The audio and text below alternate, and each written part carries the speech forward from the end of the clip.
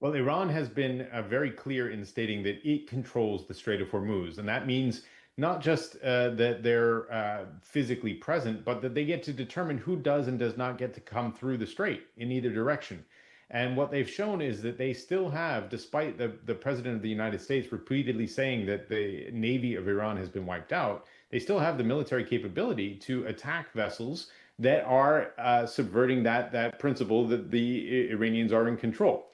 And so anytime they see somebody that does not have their permission, that is trying to go through the strait, whether with AIS, the tracking system, on or not, they seem to be willing and able to strike those vessels and try to disable them. And they've shown not only that they can, but that they will routinely. And they've done that multiple times in the last week. So the US and Iran are now both claiming control over the strait. So what does that mean legally for shipping? Well, legally, we're so far out of the realm of reality, it's hard to believe because there's just no legal basis for any of what's happening. And so, whether it's the Iranian attempt to implement the Persian Gulf Strait Authority and permit the vessels going through, or the U.S. Momentary attempt to toll vessels with 20% charges for reimbursing the military for being the guardians of the Strait of Hormuz. We're just in a complete legal black hole of uncertainty because none of this fits within either the letter or the principles of international maritime law. But what it suggests is that there is a contesting dynamic between not only Iran and the United States, but even some of the other Gulf states and other partners for ensuring that freedom of navigation continues. Some want it, some don't. And it seems that the U.S. is joining the side of Iran in suggesting that some kind of oversight is going to be put into place in the longer term, which would be a break from the entire U.S. Precedent of being a safeguarding party for the United Nations Convention on the Law of the Sea, even though it is not a party to that convention, and for the principles beneath maritime law, most importantly, the freedom of navigation. And so we're in a very uncertain period. But what is very clear is that both parties will continue to fight to have leverage and control over the strait. And whether the U.S. says it is open or Iran says it is closed, the reality on the water has to be the guiding determinant of what we look at. And right now, yes, it is possible to try to sail through the strait. It is likely that you will be attacked by Iran. And so fundamentally, it may be open, but many ships are deciding to stay put on either side of the strait and wait for the situation to become more clear. And Trump wants the US to become a guardian of the strait and get paid for it. So is that realistic? No, there's no chance that this will happen.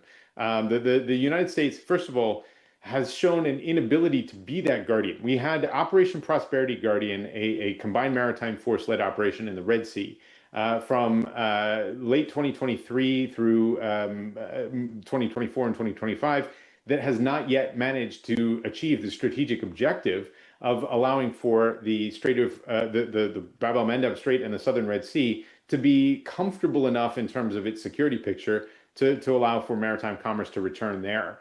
If we now want to be the guardians of the Strait of Hormuz after being seen by many as the reason that the Strait of Hormuz got closed in the first place on account of the choice of the United States to attack Iran on the 28th of February, we've got a credibility problem because not only do many see this as the United States' fault, many also see the United States as failing to protect the ships that are under its watch. If we look at the last 10 days, every ship that has been struck by Iran, disabled, caught fire, been abandoned, had seafarers killed, has been under U.S. protection. And so the rhetoric and reality don't match up. And then the idea of a toll, which thankfully has been abandoned, was just ludicrous because if you look at the vessel volumes and quantities of cargo and thus the amount of tariff that the U.S. would be putting on it, the profit margin for the voyage would be beyond gone. It would be more than wiped out before the voyage even started, leaving no contingency for the shippers. So from a business standpoint, forget the legality, which it's not legal, forget the practicality, which it's not practical to administer.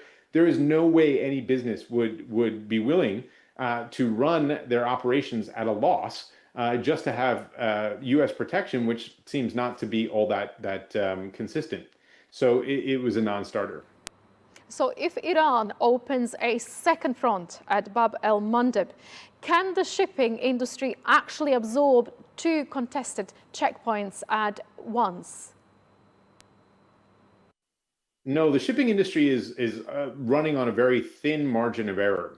We have a global system called just in time, and any disruption to a voyage, even just for a few hours, can be absolutely detrimental to the global economic picture. Let's go back to not a man-made issue, but an accident. Back in 2021, we saw the Ever Given, the large container ship, get stuck in the Suez Canal for 6 days on account of an accident.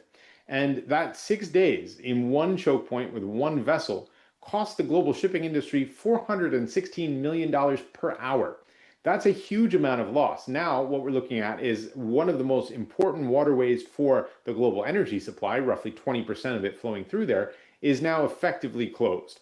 The Red Sea has been diminished in its ability to be operational for a while, but we're now seeing a return to that.